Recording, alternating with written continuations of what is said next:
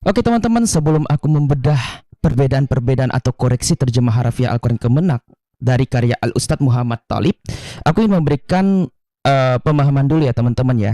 Kelompok yang mengoreksi terjemah harafiah Al-Quran Kemenak RI dari Al-Ustadz Muhammad Talib ini adalah kelompok MMI, yaitu Majelis Mujahidin Indonesia. Ini berbeda dengan kelompok dari Kemenak, yang dimana Kemenak menerjemahkan Al-Quran secara harafiah. Artinya secara bahasa Arab tanpa ada penafsiran, kalau ada penafsiran tanda kurung gitu ya teman-teman ya, diberi tanda kurung. Tapi itu belum memuaskan di kalangan Majelis Mujahidin Indonesia. Nah, Majelis Mujahidin Indonesia itu memberikan koreksi ini sekitar 3 ribuan kesalahan terjemahan Al-Quran menurut informasi dari MMI, dan ini adalah bentuk Al-Quran mereka yang sudah terbit. Ini sudah langka ya. Kalau Anda cari di Tokopedia dan Shopee itu sudah langka ditemukan. Dan ini kemarin baru satu stok teman-teman. Coba kita perhatikan apa komentar dari Al-Ustadz Muhammad Talib mengenai kelompok Mujahidin Indonesia yang sempat mengoreksi kenapa mereka harus merevisi Al-Quran. Terjemahan ya, maksudnya merevisi terjemahan Al-Quran harus menggunakan terjemahan tafsiriyah, di mana teksnya itu tidak harus harafiah menggunakan teks Arabnya, tetapi harus ada tafsirnya tanpa tanda kurung dan sebagainya. Nah, di sini dikatakan teman-teman, kenapa saudara-saudara dari MMI itu harus menafsirkan kembali dengan terjemahan yang agak sedikit luas mengenai Al-Quran yang mereka terbitkan. Di sini dikatakan tim revisionis Kemenak belum mau bersikap fair, maksud saya, mengakui adanya kesalahan, melainkan menganggap sekedar beda tafsir dan beda sudut pandang, padahal kesalahan terjemahan harafiah, yaitu teks Arabnya secara harafiah begitu diindonesiakan, sebagaimana ditunjukkan dalam buku koreksi ini sangat fatal dan tidak ada kaitannya dengan perbedaan tafsir maupun sudut pandang. Kesalahan terjemahan ini mustahil ditolerir, baik ditinjau dari sekedar akidah, syariah, muamalah, logika maupun tata bahasa Arab. Nah, jadi metode terjemahan yang mereka gunakan itu mungkin sebanding dengan terjemahan sederhana Indonesia terhadap terjemahan Alkitab yang terlalu letterlek itu ya. Atau ILT, yang dimana kelompok ILT ini memisahkan diri dengan Lembaga Alkitab Indonesia yang sempat aku singgung di akun pertama aku, Timothy Berdarah.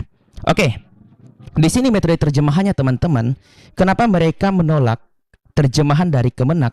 Karena bagi mereka itu agak sedikit frontal, kata mereka. Kenapa frontal? Alasannya adalah beberapa kaum Taylor is, paham ya maksud aku ya teman-teman ya. Itu dikatakan mereka memahami teks harafiah itu apa adanya gitu loh. Sehingga memunculkan apa? Taylorisme dan legalisasi perzinahan. Oke. Nah, di sini teman-teman, waktu itu ketika pihak MMI, Majelis Mujahidin Indonesia, ketika mereka mengutarakan protes mereka kepada Depak, apa tanggapan Depak? Atau yang sekarang dikenal Kemenak ya. Ini kata Kemenak, silakan pihak Majelis Mujahidin Indonesia supaya segera menerbitkan terjemahan tafsiriyah Al-Quran yang telah disusun supaya masyarakat yang menilai dan memilih sendiri baik, buruk, dan benar tidaknya terjemahan Al-Quran yang ada. Nah, kelompok MMI, Majelis Mujahidin Indonesia, mengatakan, loh itu kan curang gitu ya. Ketika menerbitkan terjemah yang salah, Depak menggunakan uang negara. Nah, ini protes MMI. Giliran kami hendak menerbitkan terjemah yang benar, diminta menerbitkan dengan biaya sendiri. Sikap demikian merupakan penodaan terhadap aspirasi masyarakat yang menghendaki perbaikan dalam penerjemahan Al-Quran oleh pemerintah dan sebagainya ya. Kami menghindari kesan dalam terjemahan Al-Quran sekarang versi Depak dan versi Mujahidin, karena itu kami menempuh prosedur legal, formal, dan ilmiah. Nah, saya nggak tahu maksud ini apa, apakah berdasarkan lembaga yang dibayar negara atau bagaimana, tapi mereka protes nih waktu Depak dan atau Kemenak ya, waktu itu menganjurkan MMI ya udah buat terjemahan sendiri. Tapi kaum MMI Mujahidin Indonesia waktu itu agak sedikit menyesalkan perbuatan itu. Kenapa? Menyesalkan saran itu maksud saya. Kenapa? Karena dari Kemenak itu mereka menggunakan uang negara, sedangkan MMI menggunakan uang pribadi. Nah, ini mirip dengan Lembaga Alkitab Indonesia yang berbeda dengan yayasan ILT ya teman-teman ya. Yang dimana ILT sendiri itu berdasarkan yayasan, bukan lembaga. Nah, jadi kalau kita perhatikan apa yang ingin saya sampaikan di sini teman-teman, bukan cuma Kristen yang merevisi Alkitab terjemahannya ya, Islam pun mengalami hal yang sama. Sebelum saya masuk kepada perbedaan terjemahan dan kritik terjemahan dalam Al-Quran ini, yang diutarakan oleh MMI, saya memberikan pendahulu untuk memulai kajian ini. Ya, semoga Tuhan menuntun saya ya agar bisa menyampaikan ini dengan benar secara tekstual sehingga tidak menjadi fitnah. Oke teman-teman, ada materi yang aku ingin bahas lagi terkait perbedaan terjemahan juga sekarang kemenang. Ya, di sini dikatakan dalam Quran surah Nur ayat 31, janganlah mereka menampakkan perhiasannya kecuali yang biasa nampak daripadanya.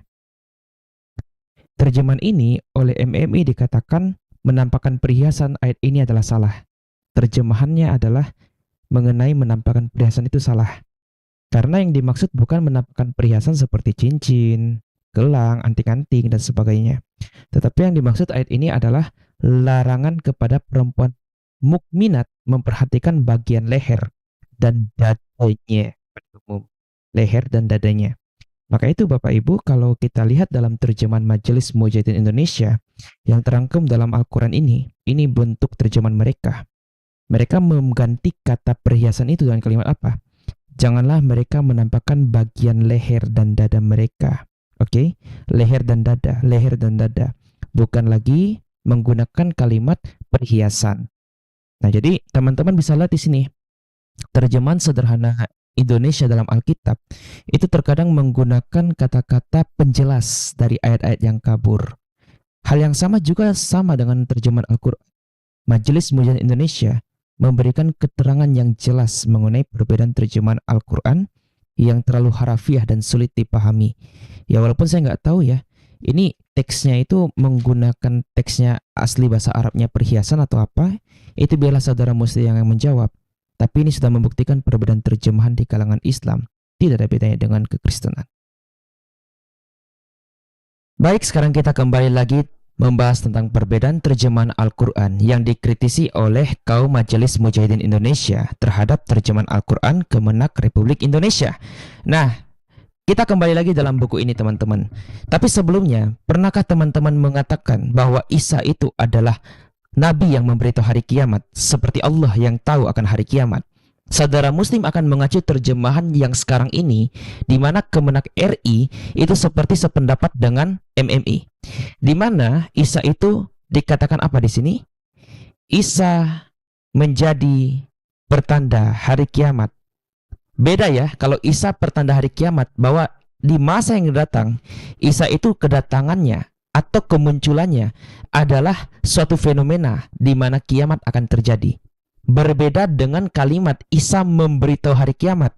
Itu bisa bermakna masa lampau, sebelum Nabi Muhammad dan sebelum peristiwa-peristiwa tertentu, Isa sudah mengetahui hari kiamat. Nah, tapi ini terjemahan Kemenak RI teman-teman ya. Yang anehnya, buku ini, koreksi terjemah harafiah Al-Quran Kemenak RI, itu dari kalangan Mujahidin Indonesia mengkritisi bahwa Al-Quran zaman waktu itu, Kemenak RI, pernah menerjemahkan Isa itu memberitahukan hari kiamat nih. Kalimat dan komentarnya, sesungguhnya Isa itu benar-benar memberikan pengetahuan tentang hari kiamat. Sebagai terjemah ayat di atas, salah. Majelis Mujahidin Indonesia mengkritiknya salah. Anehnya, kitab ini banyak mengkritisi teksnya berdasarkan bahasa Arab, lalu diberikan terjemahan tafsiriyah. Tapi di sini dikatakan harusnya bukan pertanda, bukan memberi pengetahuan, tapi Isa itu pertanda. Itu sudah diikuti Kemenak RI sekarang ini, teman-teman. Di sini dikatakan, jika Isa memberitahu hari kiamat, apa katanya? Ayat di atas bertentangan dengan ayat 187 surah Al-A'raf. Kenapa? Al-A'raf 187 mengatakan hanya Allah yang mengetahui hari kiamat. Yang mengetahui datangnya kiamat hanyalah Tuhanku, dan tidak ada yang mengetahui saat datangnya selain Allah. Jadi ada indikasi kemungkinan teman-teman muslim bisa koreksi ya. Kita kajian akademis di sini. Al-Quran yang dipakai oleh Kemenak RI sekarang terjemahannya mungkin terpengaruh dengan kritik dari Majelis Mujahidin Indonesia. Kenapa? Karena terjemahan yang di luar atas otoritas Kemenak, seperti terjemahan Mahmud Yunus, terjemahan ini mengatakan Isa memberitahukan hari kiamat. Al-Quran yang lain mengatakan yang memberitahu hari kiamat Al-Quran, bukan Isa. Terlepas daripada itu, teks aslinya menggunakan laimul, bukan ayatihi. Oke? Baik, ini masih membahas tentang perbedaan terjemahan Al-Quran. Kita lihat kembali kepada Al-Quran versi terjemahan standar Departemen Agama Republik Indonesia. Dalam surah Al-Haqqah, ayat yang ke-40 dikatakan bahwa seperti ini kawan-kawan. Sesungguhnya ia, yakni Al-Quran, benar-benar wahyu yang diturunkan kepada Rasul yang mulia. Al-Quran adalah wahyu di sini ya. Berarti adalah pernyataan Allah kepada Nabi Muhammad dan disampaikan melalui Nabi Muhammad. Tapi kalau kita lihat dalam edisi terjemahannya Profesor Haji Mahmud Yunus, kita lihat seperti ini. Nih, surah Al-Haqqah ayat 40. Diterjemahkan bahwa sesungguhnya Quran adalah perkataan Rasul yang mulia. Edisi ini mengatakan wahyu yang disampaikan oleh Nabi, tapi di sini dikatakan adalah perkataan Rasul. Ya, ini kita bandingkan lagi perbedaan terjemahan Al-Quran Profesor Haji Mahmud Yunus dengan karya Al-Quran terjemahan standar versi Departemen Agama Indonesia. Kalau kita lihat dalam Quran Surah Al-Ahzab ayat 22 dikatakan, dan benarlah ya, dan benarlah Allah dan Rasulnya. Benarlah Allah dan Rasulnya. Versi terjemahan yang agak sedikit ekstrim menurut saya, dikatakan bahwa versi ayat 22 dikatakan seperti ini kawan-kawan. Ini ayat 22 ya. Allah dan Rasulnya maha besar. Maha besar di sini benar. Dalam teks aslinya menggunakan kata sadaqullah, bukan akbar ya. Tapi pada dasarnya ini sudah menunjukkan ada perbedaan terjemahan dan bahkan sedikit menurut saya itu sedikit ekstrim. Karena yang maha besar itu hanya Allah. Tapi Profesor Haji Mahmud Yunus menyamakan antara Allah dan Rasul maha besar. Ya, ini kita masih kembali membedah perbandingan terjemahan Al-Quran Mahmud Yunus dan juga Al-Quran versi Departemen Agama Indonesia yang dipakai Islam Indonesia saat ini. Kalau kita lihat versi Departemen Agama Indonesia dikatakan, kepitlah tanganmu ke ketiakmu. Ini kisah Musa ya. Kepitlah tanganmu ke ketiakmu. Quran Surat Thaha ayat yang ke-22. Kalau kita bandingkan dengan Al-Quran versi Mahmud Yunus dikatakan, kepitkanlah tangan engkau ke rusuk engkau. Ini rusuk, ini dikatakan di ketiak. Jadi ada perbedaan terjemahan di sini. Masihkah saudara muslim akan menuduh Alkitab memiliki berbagai versi terjemahan yang berbeda, sedangkan di dalam Islam sendiri banyak perbedaan terjemahan dari satu versi? Kali ini kita sudah membedah ya versi Mahmud Yunus. Belum lagi nanti kita lihat dari versi Al-Quran yang lain, yaitu surah Al-Hadid ayat 25 ya. Al-Hadid ayat 25 dikatakan, kami, maksudnya Allah, menciptakan besi. Kami menciptakan besi. Kan bisa lihat di sini ya. Nah, kalau kita lihat dalam terjemahan Profesor Haji Mahmud Yunus, dikatakan bahwa dalam Quran surah Al-Hadid ayat 25, kami turunkan. Bukan kami ciptakan. Kami turunkan. Jadi, versi dari Profesor Haji Mahmud Yunus dikatakan kami menurunkan, di sini kami menciptakan. Padahal dalam teks aslinya menggunakan kata anzal, bukan ja'ala atau kalaka, ya. Dan itu memang diartikan sebagai diturunkan, bukan diciptakan sebenarnya. Nah, di sini dapat kita lihat ada perbedaan terjemahan Al-Quran. Seperti kitab-kitab manapun ada revisi dan perbedaan terjemahan, ya. Kalau kita bandingkan dengan Al-Quran Mahmud Yunus, surah 43 ya.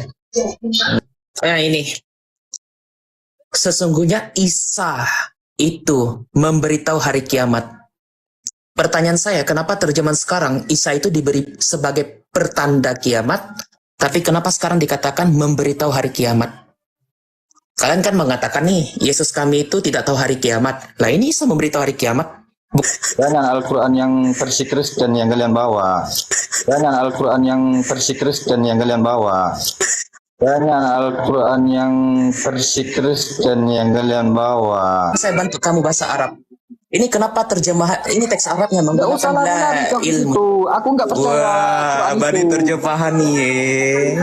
Ada pertanda, bukan tahu hari kiamat. Ngerti nggak? Bahasa Arabnya apa pertanda? Bahasa Arabnya apa pertanda? Aduh, Pertanda bahasa Arabnya datangnya apa? hari kiamat, bukan tahu hari Pertanda bahasa kiamat. Arabnya apa? Ayo, katanya teks asli, bisa bahasa Kalau asli. nggak percaya aku Al-Quran itu, yang ku percaya Al-Quran ini. Oh, berarti ini salah gitu ya?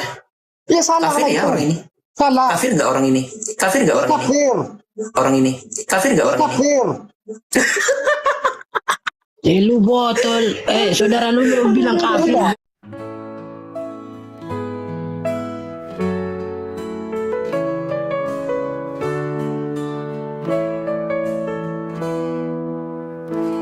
Janganlah hendaknya kamu kuati tentang apapun juga, nyatakan dalam segala hal keinginanmu kepada Tuhan dalam doa dan permohonan dengan ucapan syukur. Segala perkara dapat kita tanggung di dalam Dia yang memberi kita kekuatan. Bersukacita senantiasa dalam Tuhan. Sekali lagi ku katakan, bersukacitalah. Tuhan kita akan memenuhi segala keperluanmu menurut kekayaan dan kemuliaannya dalam Kristus Yesus. Dimuliakanlah Allah dan Bapa kita selama-lamanya. Segala perkara dapat kita tanggung di dalam Dia yang memberi kita kekuatan.